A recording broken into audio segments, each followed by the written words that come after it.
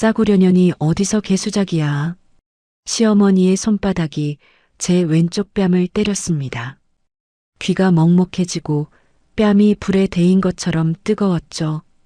근데요, 진짜 무서웠던 건 그 다음이에요. 남편이 바로 뒤에 앉아 있었거든요. 숨소리 하나 안 냈습니다. 의자 삐걱 소리도 없었어요. 2년 동안 이 집안에서 살림하고 아이까지 잃었는데 이혼하라며 뺨을 때리는 시어머니 앞에서 남편은 돌멩이처럼 앉아 있었습니다. 그래요, 저 참았죠. 근데 그 사람들이 몰랐던 게 하나 있어요. 제 아버지가 현직 대법관이라는 거. 며칠 뒤 시댁은 알거지가 됐어요. 그동안 무슨 일이 있었는지 알려드릴게요. 결혼식 전날 밤이었습니다. 아버지의 서재에는 오래된 가죽 의자 냄새와 함께 은은한 스탠드 불빛만 켜져 있었죠. 저는 아버지 맞은편에 앉아 내일 입을 드레스 생각 대신 엉뚱한 기억을 떠올리고 있었습니다. 하윤아. 아버지 윤정호가 책상 위 찻잔을 내려놓으며 입을 열었습니다. 내일 시댁 식구들한테 아버지 얘기 나오면 어떻게 할 거냐? 늘 그랬던 것처럼요. 돌아가신 엄마 쪽 외가에서 자랐고 아버지는 평범한 퇴직 공무원이라고요. 저는 찻잔을 양손으로 감싸며 대답했습니다. 아버지는 안경을 벗어 렌즈를 천으로 닦았습니다. 그 손끝이 아주 잠깐 멈추는 걸 저는 보았죠. 굳이 아버지 이름을 꺼낼 필요 없다. 내 곁에 끝까지 남는 사람이 진짜니까. 알아요, 아빠. 저는 고개를 끄덕이며 웃었습니다. 서하윤. 어머니의 성을 따라 살아온 이름.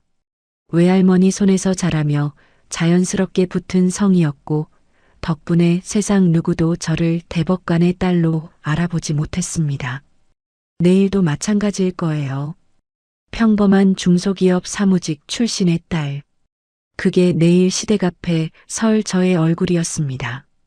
다음 날 결혼식장은 시어머니 최순자의 목소리로 가득 찼습니다. 어머, 신랑 측 하객이 벌써 20테이블이 넘네. 우리 도연이 인맥 좀 봐. 최순자가 하객 명부를 손가락으로 짚어가며 세더니 고개를 획 돌려 신부 측을 후쳤습니다. 신부 측 테이블은 8개. 외숙모가 돌아가신 어머니를 대신해 하객들에게 인사를 하고 있었는데 최순자가 성큼 다가갔습니다. 아이고, 사돈 쪽은 좀 쓸쓸하시네요. 뭐 형편이 다 다른 거니까. 외숙모의 얼굴이 굳었습니다. 저는 대기실에서 부케를 쥔 손에 힘을 주며 그 말을 삼켰습니다. 첫 번째 모욕. 하지만 오늘은 제 결혼식이니까요. 피로 연장에서 시아버지 김태주는 한쪽 구석 VIP 테이블에 거래처 사장들을 몰아앉혀놓고 쉴 새 없이 떠들었습니다. 우리 태주건설이 올해 수주한 게 몇 건인지 아시죠? 이 정도 집안이면 며느리 복도 있는 거지. 김태주가 양복 단추를 풀며 호탕하게 웃었습니다. 저는 인사를 돌리다 그 테이블 끝자리에 앉은 남자를 보았습니다. 아버지의 후배 판사. 심장이 한 박자 빨라졌죠. 하지만 그분은 저를 보고 아주 짧게 눈인사만 건넨 뒤 조용히 자리를 떴습니다. 숨을 내쉬었습니다. 신혼여행을 떠나기 직전 공항 라운지에서 도연의 전화벨이 울렸습니다. 어머니. 네, 알겠습니다. 도연이 전화를 끊고 저를 돌아보며 말했습니다. 어머니가 신혼집 인테리어를 좀 손보겠다는데 괜찮지? 인테리어를 우리가 같이 고른 거잖아. 어머니 취향이 확실하신 분이니까 그냥 맡겨. 알아서 잘하실 거야. 도연이 탑승권을 확인하며 가볍게 말했습니다. 저는 대답 대신 여권을 가방에 넣었습니다. 이게 첫 번째 신호라는 걸 알면서도 괜찮다고 스스로를 달랬죠.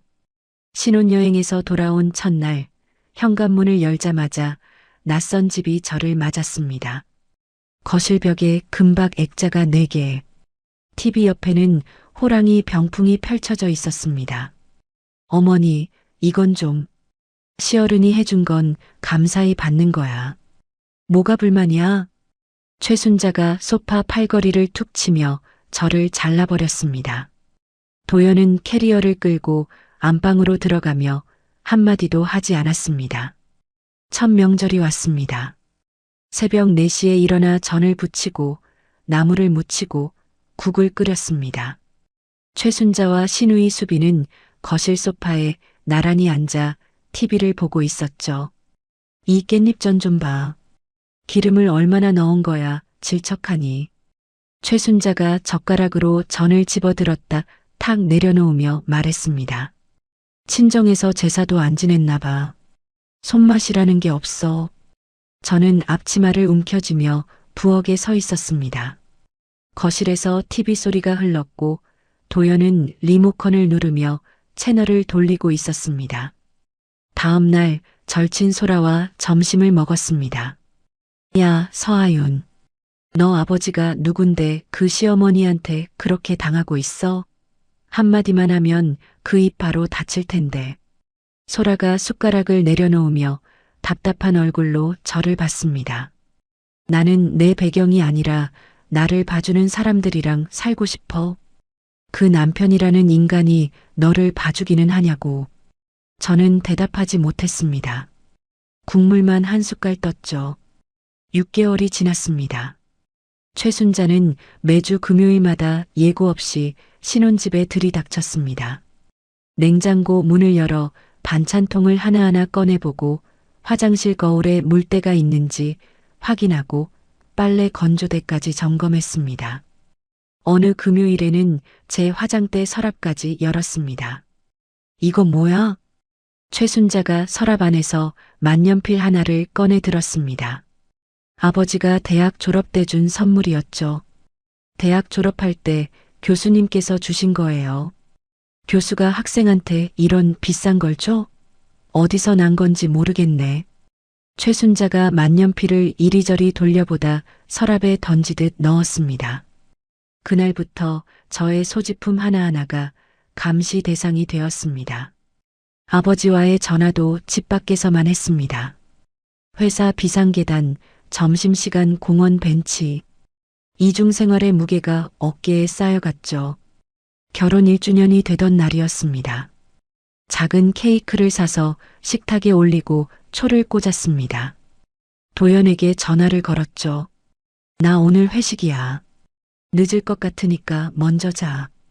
도연의 목소리 뒤로 시끄러운 술자리 소리가 들렸습니다. 전화가 끊어졌습니다. 저는 촛불 앞에 혼자 앉아 불꽃이 흔들리는 걸 바라봤습니다. 이 집에서 저는 아내가 아니라 가사도우미가 아닌가. 그 생각이 처음으로 또렷하게 머릿속을 채웠습니다. 촛불을 불어 껐습니다. 연기가 가늘게 올라와 천장으로 사라졌습니다. 결혼 1주년을 혼자 보낸 다음 날 아침, 현관문이 열리는 소리에 눈을 떴습니다. 도연이 구겨진 셔츠 차림으로 거실에 들어서더니 소파에 털썩 앉으며 말했습니다.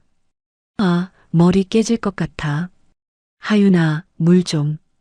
저는 부엌에서 물컵을 가져다 주었습니다.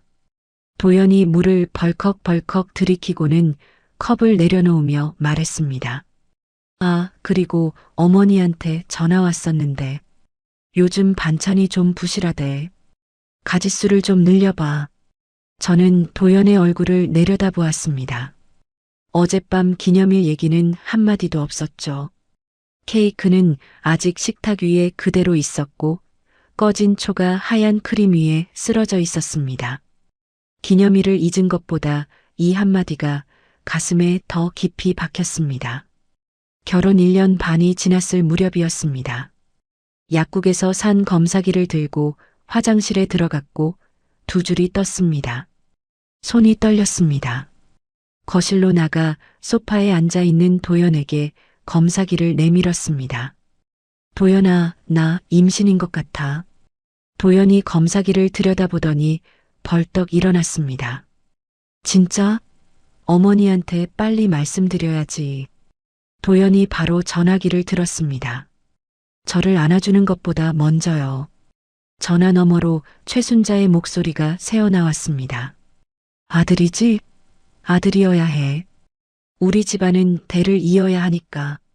축하라는 말은 들리지 않았습니다. 저는 소파 끝에 앉아 배 위에 손을 올렸습니다. 임신 초기, 입덧이 심한 날이었습니다. 회사에 반차를 내고 침대에 누워 있었죠. 초인종이 울렸습니다. 하윤아, 나야. 문 열어. 최순자였습니다. 현관문을 열자마자 최순자가 안으로 들어서며 저를 위아래로 훑쳤습니다. 임신했다고 이렇게 누워만 있으면 어떡해. 아이가 나약하게 태어나. 어머니, 오늘은 좀 컨디션이. 일어나. 마트 가야 해. 도연이 먹을 게 냉장고에 하나도 없더라. 최순자가 제 팔을 잡아 일으켰습니다. 마트에서 카트를 끌고 장을 받고 비닐봉지 4개가 양손에 걸렸습니다. 아파트 엘리베이터가 고장이었습니다. 계단을 한층 한층 올라가는데 아랫배가 단단하게 당기는 느낌이 왔습니다. 난간을 잡고 멈춰섰죠. 왜 또 그래? 젊은 게 힘이 없어서야. 최순자가 한층 위에서 내려다보며 혀를 찼습니다.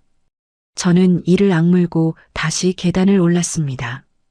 며칠 뒤 회사에서 보고서를 쓰고 있었습니다. 갑자기 의자 아래가 축축해지는 느낌이 들었습니다. 내려다보니 치마에 빨간 얼룩이 번지고 있었죠. 소라가 제 얼굴을 보더니 벌떡 일어났습니다. 하윤아, 하윤아, 괜찮아? 잠깐만 구급차 부를게. 그 뒤로는 천장의 하얀 형광등과 들것의 흔들림만 기억납니다. 병원 침대에 누워 의사의 입을 바라봤습니다. 보호자분, 아기 심장 박동을 잡을 수가 없습니다.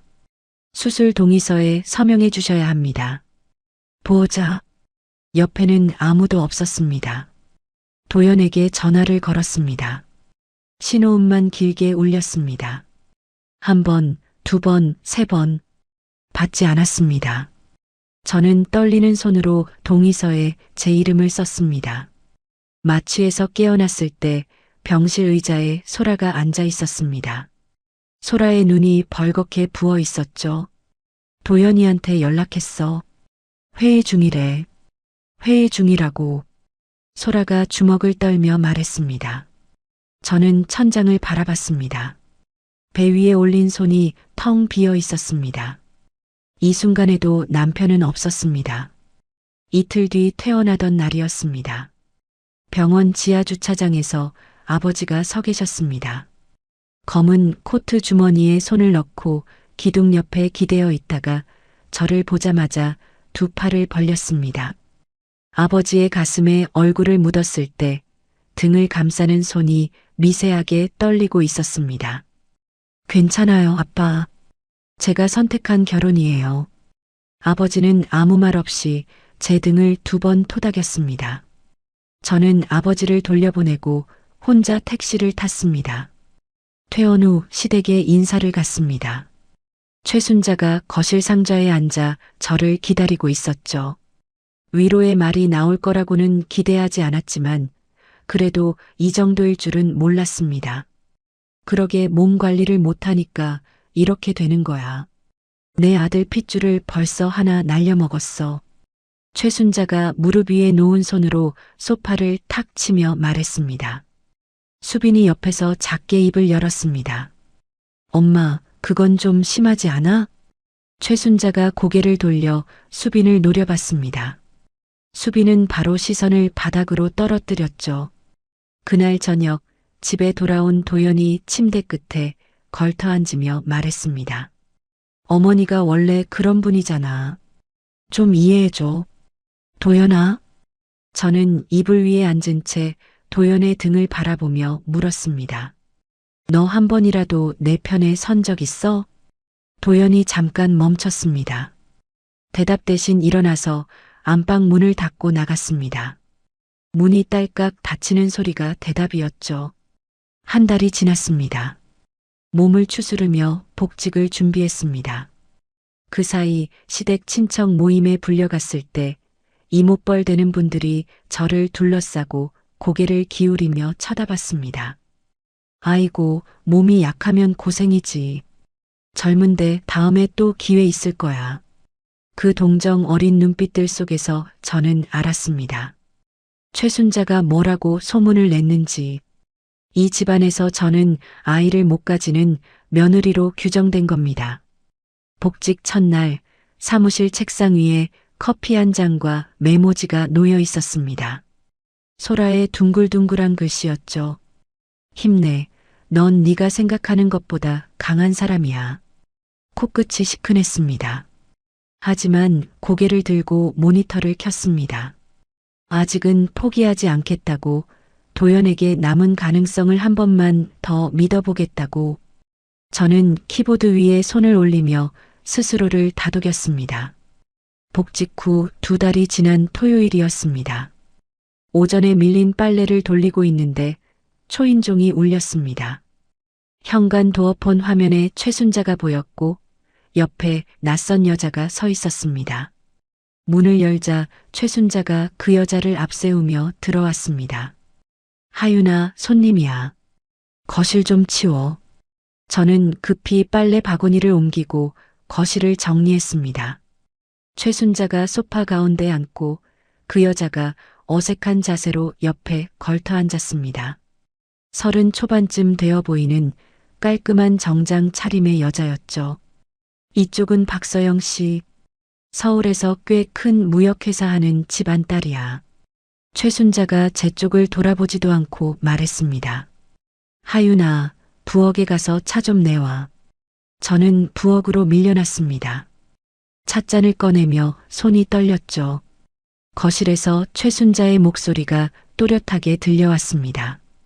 우리 도연이가 좀 잘못 만나서 고생이 많아요. 서영 씨 같은 분이 옆에 있으면 참 좋을 텐데. 찻잔을 들고 나갔을 때 박서영이라는 여자는 고개를 숙인 채 무릎 위에 손을 만지작거리고 있었습니다. 저는 찻잔을 테이블에 내려놓고 그 자리에 섰습니다. 최순자는 저를 쳐다보지도 않았죠. 그날 밤 도연이 퇴근하고 돌아왔을 때 저는 식탁에 앉아 기다리고 있었습니다. 도연아, 오늘 너 어머니가 다른 여자를 이 집에 데려왔어. 도연이 넥타이를 풀며 냉장고에서 물을 꺼냈습니다. 뭐, 그냥 어머니 지인 아냐? 왜 그렇게 예민하게 굴어? 지인을 데려와서 네가 잘못 만나서 고생이라고 하면 그게 지인이야? 아, 어머니가 좀 오버하신 거겠지.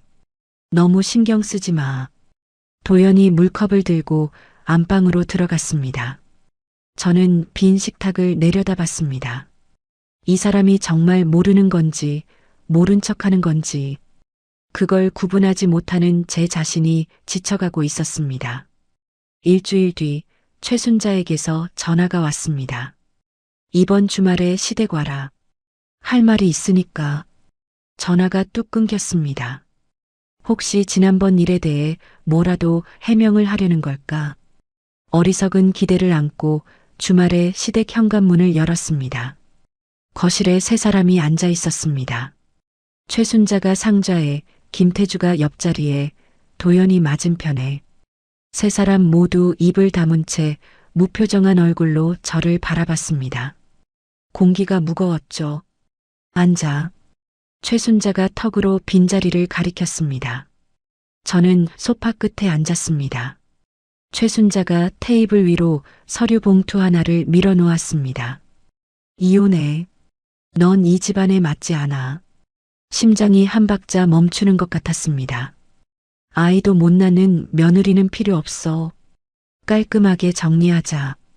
최순자가 팔짱을 끼며 말했습니다.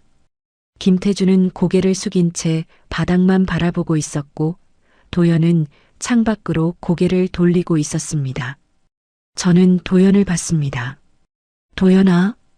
도연이 천천히 고개를 돌렸습니다. 너는 어떻게 생각하는데? 도연의 입술이 움직이지 않았습니다. 3초, 5초, 10초. 시계 소리만 거실에 울렸습니다. 도연이 입을 열었습니다. 일단 어머니 말씀도 들어보자. 그 한마디였습니다. 2년 동안 제가 붙잡고 있던 모든 것이 그 침묵과 한마디에 끊어졌습니다. 저는 서류 봉투를 밀어내며 자리에서 일어났습니다. 이혼은 하지 않겠습니다. 최순자의 눈이 커졌습니다. 소파에서 벌떡 일어나더니 저를 향해 한 걸음 다가왔습니다. 뭐, 이 싸구려년이 어디서 개수작이야. 그 다음 순간 시야가 옆으로 돌아갔습니다. 왼쪽 뺨에 뜨거운 것이 터졌습니다.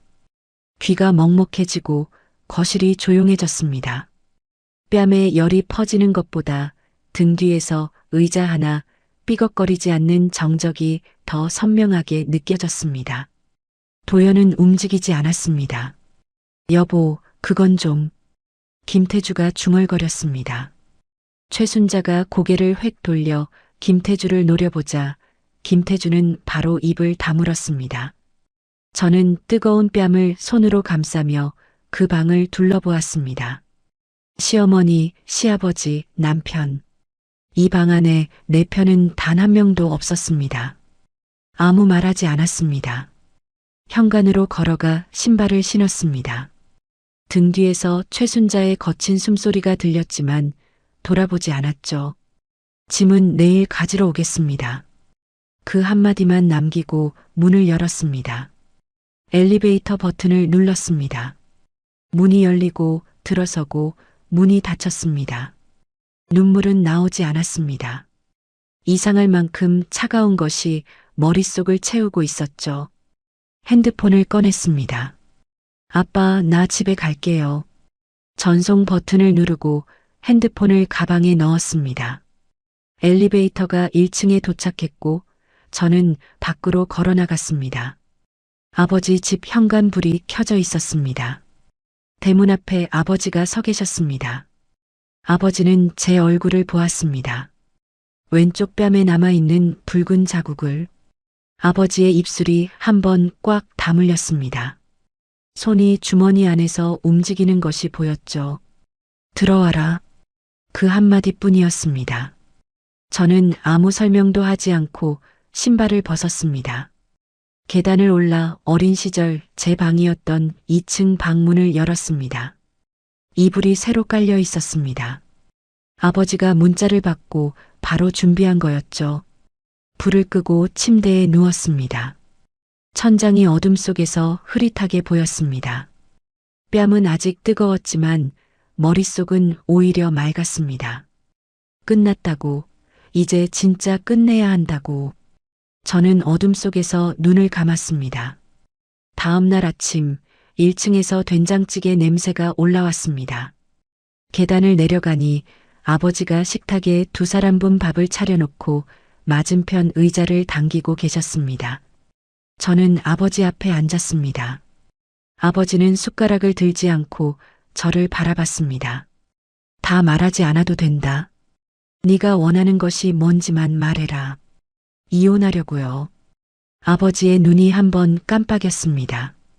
고개를 천천히 끄덕이더니 셔츠 주머니에서 명함 한 장을 꺼내 식탁 위에 놓았습니다.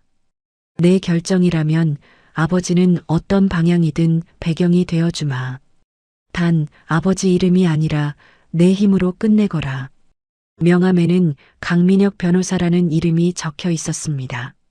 저는 명함을 손에 쥐고 고개를 숙였습니다. 고마워요, 아빠. 아버지가 된장찌개 뚜껑을 열며 말했습니다. 밥 먹어라. 국 식는다. 같은 시각 시댁 거실에서는 최순자가 소파에 기대앉아 리모컨을 돌리고 있었습니다. 변변찮은 집안이 무슨 수를 쓰겠어. 며칠이면 기어들어와. 최순자가 콧바람을 불며 TV 채널을 넘겼습니다. 수빈이 부엌에서 물컵을 들고 나오다 도연에게 다가갔습니다. 오빠, 형수 뺨까지 맞았는데 진짜 가만히 있을 거야? 도연이 소파 팔걸이에 팔을 얹은 채 천장을 바라보며 대답했습니다. 좀 쉬면 풀리겠지. 원래 부부가 다 그런 거야.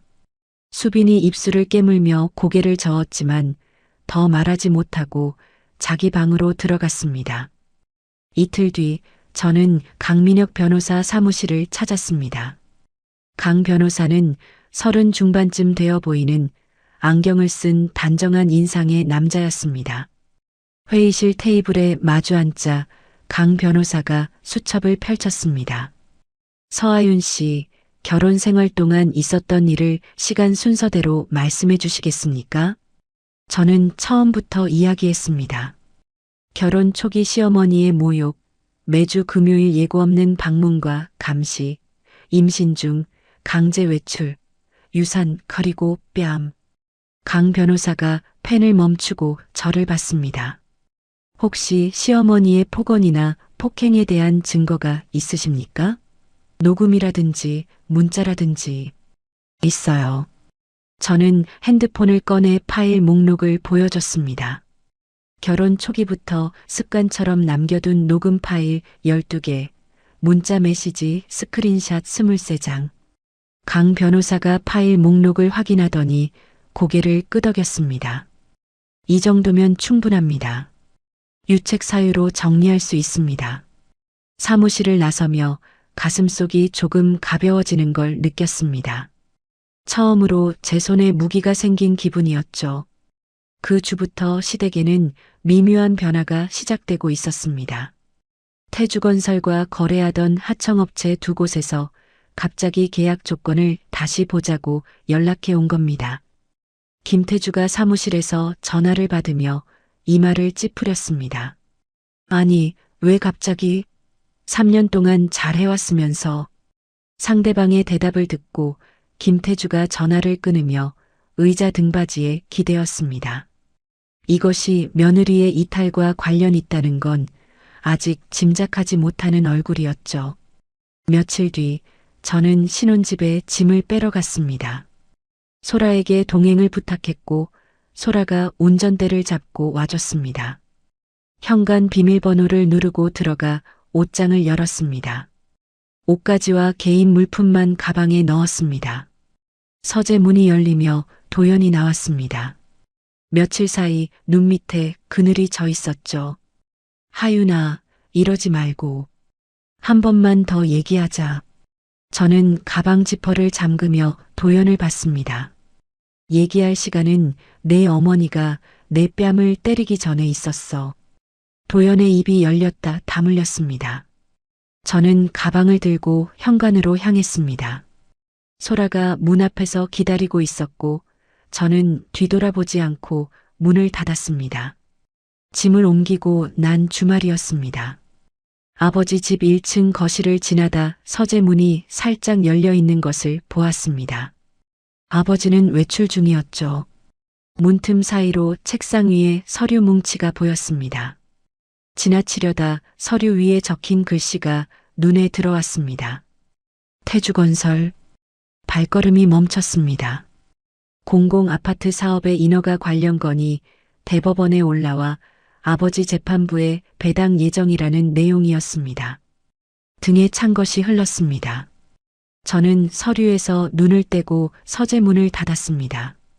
아버지에게 이 건에 대해서는 한마디도 꺼내지 않기로 했습니다. 다음 주 월요일 오후 제 핸드폰이 울렸습니다. 최순자였습니다. 도연이가 밥을 안 먹어. 마누라라는 년이 집을 나가면 남편 밥은 누가 챙겨? 당장 돌아와. 저는 책상 앞에 앉은 채 조용히 대답했습니다. 어머니, 이혼 소송 서류를 곧 보내드리겠습니다. 앞으로 연락은 변호사를 통해 해주십시오.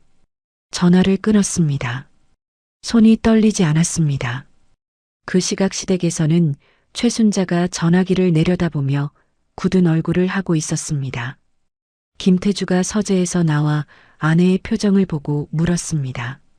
왜 그래? 뭐래? 소송을 한대. 이혼 소송? 뭐? 김태주가 멈춰섰습니다. 그 집안도 없는 년이 변호사 쓸 돈이 어딨어? 허세겠지.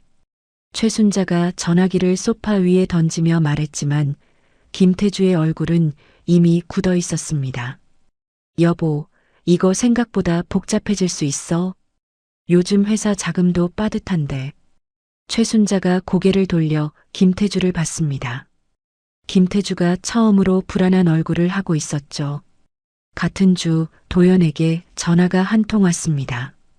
고등학교 동창 장현우였습니다. 야, 도연아.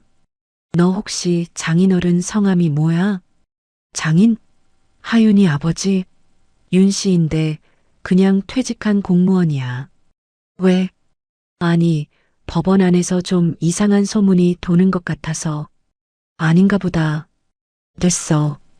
도연이 전화를 끊고 핸드폰을 내려다봤습니다. 하윤의 아버지, 윤 씨, 퇴직 공무원. 그게 전부였습니다. 아내의 친정에 대해 자기가 아는 게 이것밖에 없다는 사실을 처음으로 깨달았죠. 묘한 불안이 목 뒤를 스쳤습니다. 그날 저녁 도연이 최순자에게 물었습니다. 어머니, 혹시 하윤이 아버지에 대해 알아본 적 있어? 최순자가 반찬을 집으며 코웃음을 쳤습니다. 알아볼 것도 없어. 결혼할 때 보니 하객도 없던 집안이잖아. 신경 쓸 것도 없다. 도연은 더 묻지 않았습니다. 같은 밤 저는 아버지 집 2층 방 침대에 누워 천장을 바라보고 있었습니다. 그 사람들은 아직 모르고 있었습니다. 하지만 자기들의 탐욕과 오만이 어디로 향하고 있는지 머지않아 알게 되겠죠. 저는 이불을 턱까지 끌어올리고 눈을 감았습니다. 일주일 뒤 이혼 소송장이 시댁에 도착했습니다. 최순자가 봉투를 뜯었습니다. 서류를 한 장 넘기더니 바닥에 내던졌죠. 이게 뭐야, 진짜로 소송을 걸어? 김태주가 바닥에 흩어진 서류를 주워들었습니다. 소장 첫 페이지 상단에 적힌 법무법인 이름을 본 김태주의 얼굴에서 핏기가 빠졌습니다. 이 로펌이 왜 이혼 사건을?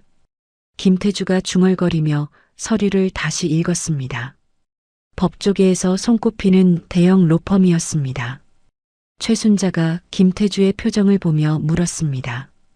왜 그래? 뭔데? 이 법무법인이 개인 이혼 사건을 맡을 때가 아니야. 김태주가 서류를 식탁에 내려놓고 전화기를 들었습니다. 거래처 변호사에게 전화를 걸었죠. 이 로펌이 왜 개인 이혼건을 맡습니까? 무슨 연결고리가 있는 겁니까? 전화 너머로 대답이 흘러왔습니다. 김태주의 손이 떨리기 시작했습니다. 그 로펌 수석 파트너가 대법관 윤정호 동기라고? 사법연수원? 전화를 끊은 김태주가 의자에 주저앉았습니다. 며느리의 아버지 성이 윤 씨, 대법관 윤정호. 두 개의 점이 하나의 선으로 이어지기 시작했습니다. 다음 날 김태주는 흥신소에 전화를 걸었습니다. 이틀 만에 보고서가 왔습니다. 김태주가 서재 책상 위에 보고서를 펼쳤습니다. 서하윤, 부 윤정호, 현직 대법관, 모, 고 서미경, 외가에서 성장하여 모의 성사용. 김태주가 보고서를 쥔 채 의자 등받이로 천천히 쓰러지듯 기대었습니다. 2년이었습니다. 2년 동안 아내가 대법관의 딸을 싸구려년이라 부르고 뺨까지 때렸습니다. 김태주가 보고서를 들고 거실로 나갔습니다. 최순자가 TV를 보고 있었죠. 김태주가 보고서를 최순자 무릎 위에 놓았습니다. 이거 읽어봐. 최순자가 종이를 집어들고 눈을 움직였습니다. 한 줄, 두 줄. 최순자의 손가락이 종이 가장자리를 구겼습니다. 거짓말이야. 성도 다른데 무슨 대법관 딸이야. 말도 안 돼. 흥신소에서 확인한 거야. 호적까지 뒤졌어.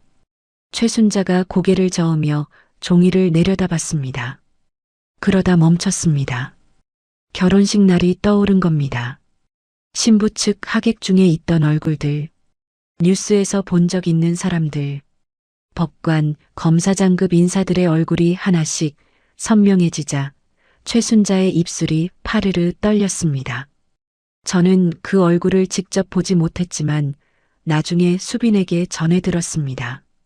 최순자가 그런 표정을 지은 건 처음이었다고요. 같은 주 태주건설의 판결이 떨어졌습니다.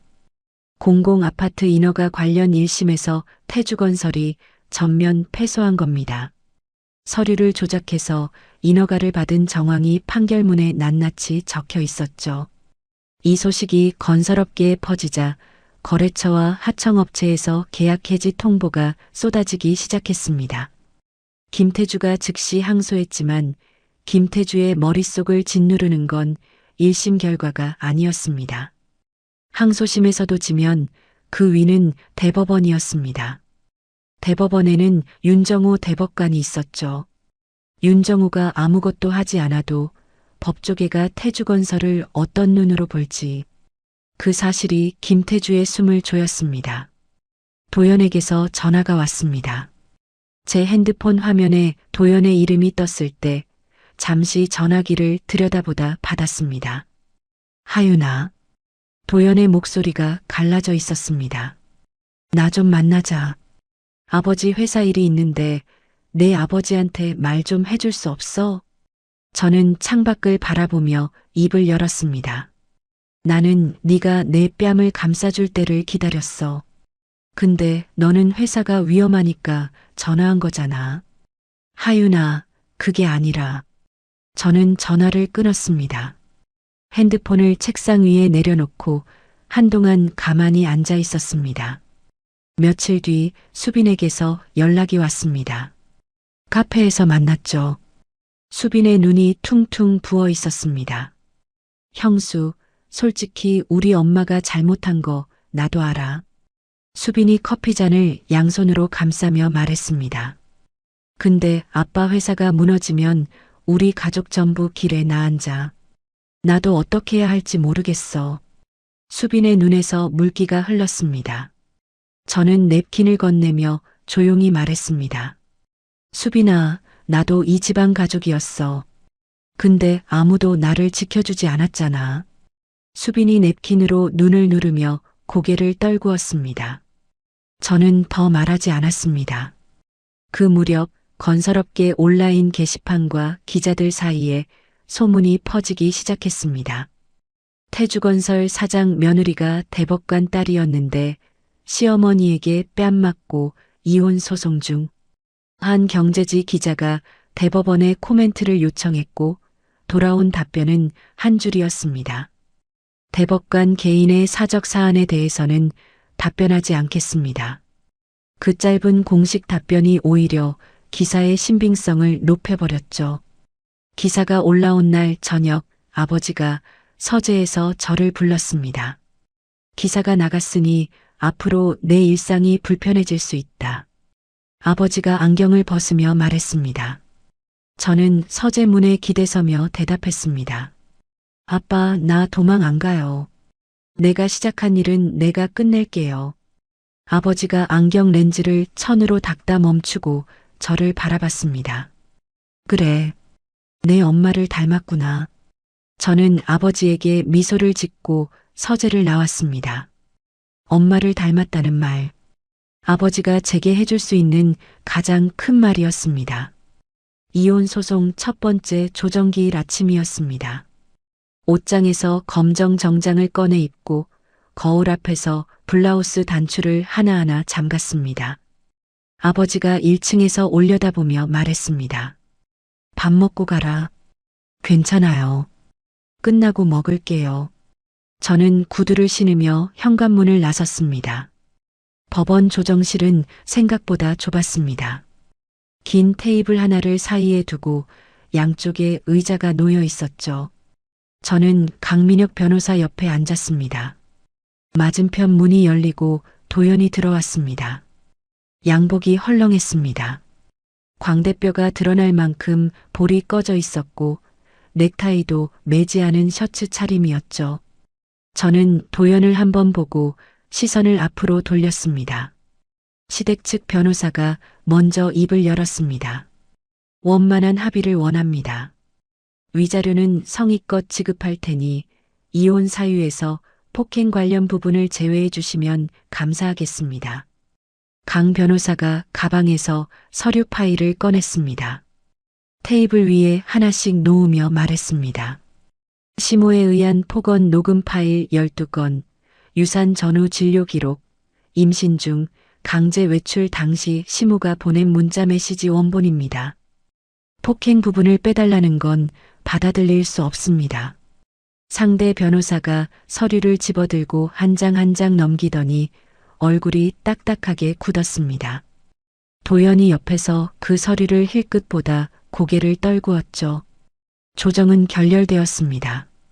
조정위원이 양측 합의에 이르지 못했으므로 정식 재판으로 이행합니다라고 말했을 때 도연의 어깨가 한번 떨리는 것이 보였습니다. 조정실을 나서 법원 복도를 걷는데 뒤에서 발소리가 따라왔습니다. 하윤아. 도연이었습니다. 저는 멈추지 않았습니다. 도연이 제 앞을 가로막으며 섰습니다. 진짜 이렇게 끝낼 거야? 나는 그때 잘못한 거 알아. 저는 도연의 얼굴을 올려다봤습니다. 수척해진 눈밑, 갈라진 입술. 한때 이 사람을 믿었던 시간이 스쳤지만 그뿐이었습니다. 아는 것과 막았어야 하는 건 다른 거야. 도연의 손이 허공에서 멈췄습니다. 저는 도연의 옆을 지나 복도 끝으로 걸어갔습니다. 같은 시기 태주건설의 항소심이 고등법원에서 진행되고 있었습니다. 1심에서 드러난 서류 조작에 더해 부실 시공과 안전기준 미달 정황까지 추가로 나오면서 업계에서는 항소심도 불리하다는 전망이 돌았죠. 김태주에게는 항소심마저 지면 상고심은 대법원이라는 사실이 매일 밤 목을 조여왔을 겁니다.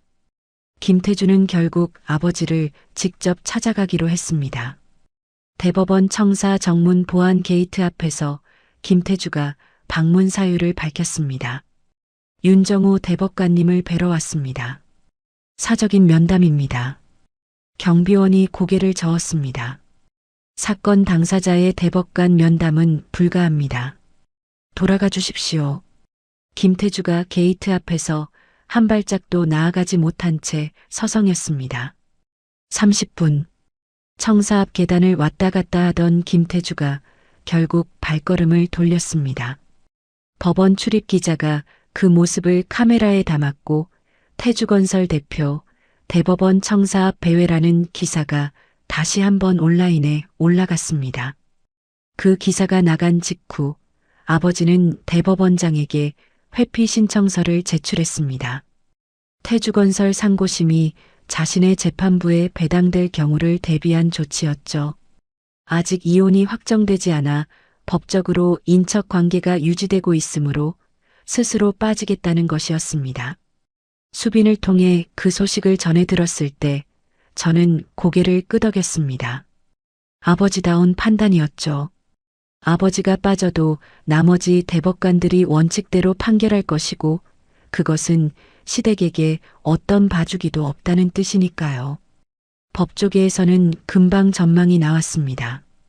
윤정호 대법관이 빠졌으니 다른 대법관들이 오히려 더 엄격하게 볼 거라는 이야기였죠. 특혜 시비에 휘말리고 싶은 사람은 아무도 없으니까요. 태주건설에게는 아버지가 빠진 것이 최악의 결과가 된 셈이었습니다. 시댁의 자금줄이 거의 막힌 어느 저녁이었습니다. 2층 방에서 책을 읽고 있는데 아래층에서 인터폰 벨이 연달아 울렸습니다. 한 번, 두 번, 세 번, 네 번. 벨 사이로 목소리가 스피커를 타고 새어 들어왔습니다. 사돈어른 잘못했습니다. 한 번만 봐주십시오. 제가 잘못했습니다. 최순자였습니다. 아버지는 응답하지 않았습니다. 저는 창문으로 다가가 커튼을 살짝 벌렸습니다. 대문 앞에 최순자가 서 있었습니다. 코트 자락이 바람에 흔들렸고 잠시 뒤 최순자가 무릎을 꿇었습니다. 콘크리트 바닥 위에 두 무릎을 대고 고개를 숙인 채 인터폰을 향해 계속 말했습니다. 사돈어른 제발이요. 한 번만요. 아무 응답도 없었습니다. 10분쯤 지났을까? 최순자가 무릎을 짚고 일어나 비틀거리며 돌아갔습니다. 저는 커튼을 놓고 창문에서 물러났습니다. 저녁 식사 때 아버지가 먼저 말을 꺼냈습니다. 네가 원하면 만나줄 수도 있다. 저는 젓가락을 내려놓으며 대답했습니다. 아빠, 저 사람들이 찾는 건 용서가 아니라 구원이에요. 나는 그걸 줄 이유도 의무도 없어요. 아버지가 국그릇을 들었다 내려놓으며 잠시 저를 바라봤습니다. 고개를 한번 끄덕이고 다시 식사를 이어갔습니다. 그날 밤 소라에게 전화를 걸었습니다. 소라야, 이상하게 시원하지가 않아. 그게 정상이야. 소라가 바로 대답했습니다. 넌 복수를 한 게 아니라 정리를 한 거니까. 시원할 게 뭐가 있어. 전화를 끊고 침대에 누웠습니다. 옆에 이혼 소송 서류 파일이 놓여 있었습니다. 파란 표지의 두꺼운 파일. 저는 그것을 잠시 바라보다 손을 뻗어 불을 껐습니다. 이혼 재판 선고일이었습니다. 법원 정문을 지나 복도를 걸을 때 심장이 빠르지도 느리지도 않게 뛰었습니다. 법정 문을 열고 들어서자 피고 측 자리에 도연이 앉아 있었습니다. 넥타이도 없는 구겨진 셔츠, 며칠 감지 않은 듯한 머리카락. 방청석에는 최순자가 있었습니다. 며칠 사이에 10년은 늙어 보였죠. 볼이 꺼지고 입술이 바짝 말라 있었습니다. 저는 두 사람을 한번 바라보고 시선을 판사에게 고정했습니다. 판사가 판결문을 읽기 시작했습니다. 피고 측의 심호에 의한 폭행 및 지속적 모욕, 피고의 방관은 혼인을 지속하기 어려운 중대한 사유에 해당합니다. 원고의 청구를 인용합니다. 위자료와 재산 분할 금액이 읽혔습니다. 제가 청구한 금액이 거의 그대로 인정되었죠. 도연이 고개를 떨구었습니다. 양손을 무릎 위에 올린 채 한동안 일어나지 못했습니다. 방청석에서 최순자가 입을 손으로 막는 소리가 들렸습니다. 법정을 나서는 복도에서 최순자가 제 앞을 가로막았습니다. 눈가가 붉었고 입술이 떨리고 있었죠. 하윤아, 아니야가. 저는 멈춰 섰습니다. 최순자를 내려다봤습니다. 어머니, 2년 동안 한 번도 그렇게 불러주신 적 없으시잖아요. 최순자의 입이 벌어졌다 다물렸습니다. 저는 최순자의 옆을 지나 복도 끝으로 걸어갔습니다. 뒤에서 흐느끼는 소리가 들렸지만 돌아보지 않았습니다. 이혼이 확정되고 6개월이 지났습니다.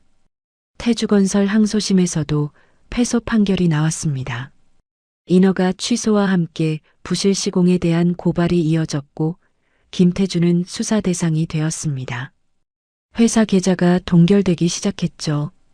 김태주가 대법원에 상고했지만 아버지는 이미 회피한 상태였습니다.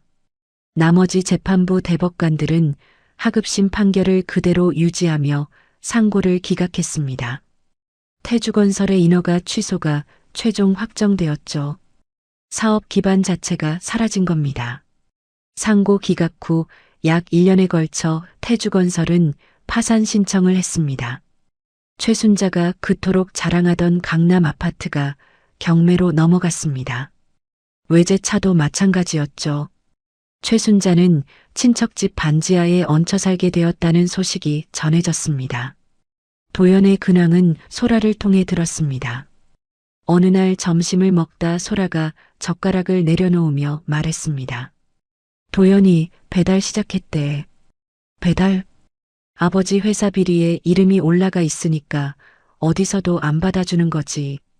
결국 배달 앱에 등록해서 오토바이 타고 다닌대.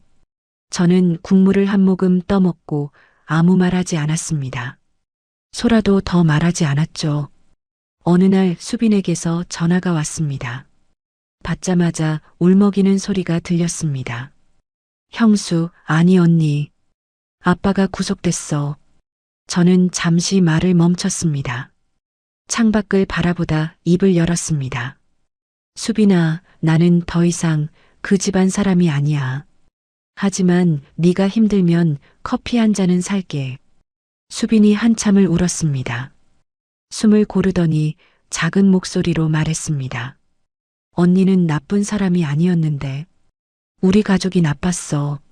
저는 전화기를 귀에 대고 가만히 있었습니다. 수빈이 울음을 그치기를 기다렸다가 조용히 전화를 끊었습니다. 김태주 구속 소식이 뉴스에 나온 날 인터넷에서는 대법관 딸 모르고 뺨 때린 시어머니 기사가 다시 올라왔습니다. 댓글이 수천 개 달렸죠. 대부분 시어머니 자업자득이라는 반응이었습니다. 저는 댓글창을 스크롤하다 하나에 멈췄습니다. 대법관 딸이 아니었어도 이 폭력은 잘못이다. 핸드폰을 내려놓았습니다. 그 말이 맞았습니다. 대법관 딸이어서가 아니라 사람이니까 맞으면 안 되는 거였죠. 그런데 세상은 대법관 딸이었기 때문에 관심을 가졌습니다. 씁쓸한 맛이 입안에 퍼졌습니다. 그날 저녁 아버지와 식탁에 마주 앉았습니다. 아버지는 평소와 다름없이 반찬을 짚고 국을 떠먹었습니다. 김태주 구속건에 대해 한마디도 하지 않았죠. 저는 밥을 한 숟갈 뜨다 말고 입을 열었습니다. 아빠, 이 결과가 아빠 때문이 아니라는 거 알아요. 저 사람들이 스스로 만든 결과라는 것도요. 아버지가 국그릇을 들어 한 모금 마시고 내려놓았습니다. 네가 그걸 아니 다행이다. 그 한마디뿐이었습니다. 저는 고개를 끄덕이고 다시 밥을 먹었습니다. 식탁 위에는 반찬 접시 4개와 국 2그릇. 아버지와 둘이 마주 앉은 조용한 저녁이었습니다. 이 조용함이 싫지 않았습니다. 이혼 후 1년이 지난 무렵 저는 회사를 그만두었습니다. 소자본으로 1인 마케팅 컨설팅 사무실을 열었죠. 서울 마포구 작은 오피스텔 한 칸, 책상 하나, 노트북 하나, 커피 머신 하나가 전부였습니다. 첫 달 매출은 47만 원이었습니다. 통장 잔고를 들여다보며 한숨이 나왔지만 소라가 전화를 걸어왔습니다. 야, 우리 회사 마케팅 외주권 하나 있는데 너한테 맡겨도 돼? 진짜?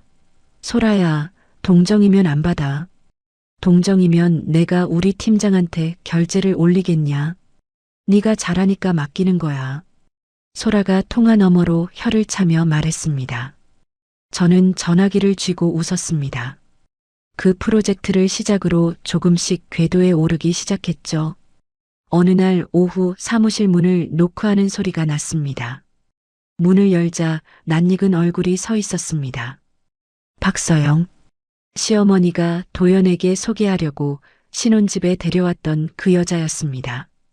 저는 잠깐 멈칫했습니다. 안녕하세요, 서아윤 씨. 갑자기 찾아와서 죄송합니다.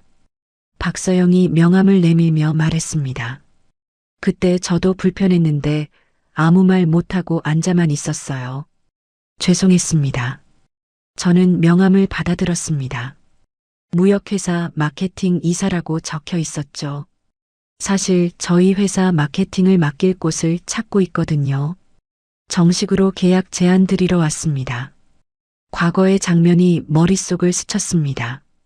최순자가 우리 도연이가 잘못 만나서 고생이라고 말하던 것을, 찻잔을 들고 서 있던 저, 어색하게 고개를 숙이고 있던 박서영. 저는 그 기억을 밀어내고 손을 내밀었습니다. 일은 일이니까요. 들어오세요. 사업이 안정되면서 직원도 2명으로 늘었습니다. 강민혁 변호사는 이혼 소송이 끝난 뒤에도 사업 관련 법률 자문을 맡아줬죠. 사무실 계약서부터 외주 업체와의 분쟁까지 소소한 법률 문제를 챙겨주는 든든한 조력자였습니다. 같은 시기 도연에게서 편지가 왔습니다. 사무실 우편함에 꽂혀 있던 하얀 봉투, 손글씨로 제 이름이 적혀 있었습니다. 사무실 책상에 앉아 봉투를 뜯었습니다. 하윤아, 내 뺨을 맞는 걸 보면서도 어머니 앞에 서지 못한 내가 남편이라고 할 수 있었는지, 매일 배달을 하면서 네가 차려준 밥 한 끼가 얼마나 큰 것이었는지 뒤늦게 알았다. 미안하다. 편지를 끝까지 읽었습니다. 접어서 봉투에 다시 넣었습니다. 답장을 쓰지 않고 책상 서랍에 넣었습니다. 수빈을 통해 최순자의 근황이 전해졌습니다. 반지하에서 건강은 멀쩡하지만 말수가 크게 줄었다고 했습니다. 동네 슈퍼에 가서도 고개를 들지 못하고 예전의 큰 목소리는 온데간데 없다고요. 저는 그 소식을 듣고 고개를 한번 끄덕였습니다. 더 이상 그 사람에 대해 어떤 감정도 쓰지 않기로 했습니다. 사무실 1주년 기념일에 작은 파티를 열었습니다. 소라, 수빈, 새로 합류한 직원 2명. 케이크를 자르고 종이컵에 음료를 따랐죠. 소라가 케이크 한 조각을 접시에 담으며 말했습니다. 1년 전에 짐 빼던 날이 엊그제 같은데 넌 진짜 달라졌다. 저는 종이컵을 들며 대답했습니다. 달라진 게 아니라 원래의 나로 돌아온 거야. 소라가 종이컵을 제 컵에 부딪히며 웃었습니다. 아버지가 정년퇴임을 앞두고 마지막 선고를 마친 날이었습니다. 저는 대법원 청사 정문 앞에서 아버지를 기다렸습니다. 법복을 벗고 나온 아버지가 정문을 통과해 걸어왔습니다. 평소보다 어깨가 가벼워 보였죠. 저는 뒤에 숨겨뒀던 꽃다발을 내밀었습니다. 수고하셨습니다, 대법관님. 아버지가 꽃다발을 받아들며 입꼬리를 올렸습니다. 이제 그냥 내 아빠다. 저는 웃으며 아버지의 팔짱을 꼈습니다. 퇴임식 후 아버지와 단둘이 저녁을 먹었습니다. 동네 고깃집에서 삼겹살을 굽고 소주잔을 기울였죠. 아버지가 고기를 한 점 집어 상추에 올리다 멈추며 말했습니다. 내 결혼을 허락한 것을 후회한 적이 있다. 저는 소주잔을 내려놓고 아버지를 봤습니다. 아빠, 그 결혼이 없었으면 나는 아직도 누군가의 딸이라는 울타리 안에서만 살았을 거예요. 그러니까 후회하지 마세요. 저는 소주잔을 들어 아버지의 잔에 부딪혔습니다. 아버지가 잔을 비우고 고기를 쌈에 싸서 제 접시에 올려주었습니다. 아무 말 없이요. 그것으로 충분했습니다. 집으로 돌아오는 길 차 안에서 라디오를 틀었습니다. 잔잔한 노래가 흘러나왔죠. 창밖으로 서울의 불빛이 스쳐 지나갔습니다.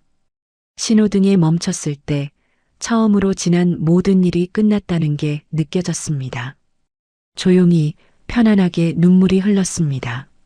슬픈 눈물은 아니었습니다. 와이퍼처럼 모든 것을 닦아내는 눈물이었죠. 신호가 바뀌었고 저는 눈가를 손등으로 훔치고 엑셀을 밟았습니다. 다음 날 아침 사무실 문을 열었습니다. 커피 머신에 물을 채우고 노트북을 켰습니다. 새 거래처에서 보낸 미팅 요청 메일이 3통 와 있었습니다. 커피가 내려지는 소리를 들으며 모니터를 바라봤습니다.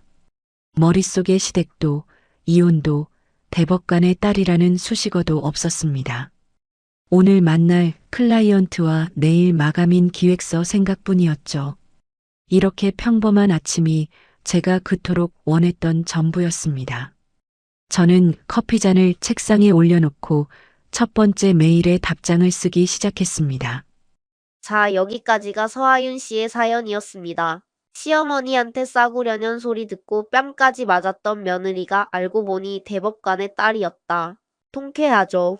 근데요, 저는 이 사연을 읽으면서 통쾌함보다 더 마음에 남는 게 있었어요. 하윤 씨는 아버지 힘으로 시댁을 무너뜨린 게 아니거든요. 끝까지 자기 힘으로 증거 모으고 자기 이름으로 소송하고 자기 발로 걸어 나왔습니다. 아버지는 그저 원칙을 지켰을 뿐이고 시댁은 자기들이 쌓아 올린 거짓말에 스스로 무너진 거예요. 결국 이 사연은 복수가 아니라 한 사람이 자기 존엄을 되찾은 이야기라고 생각합니다. 늦지 않았습니다. 어떤 나이에서든 나를 지키기로 결심한 그 순간이 새로운 시작이에요. 오늘 사연이 시원하셨다면 구독과 좋아요 꾹 눌러주시고요. 이야기를 끝까지 들어주신 분이 계시다면 잘 들었다고 댓글 하나만 남겨주세요.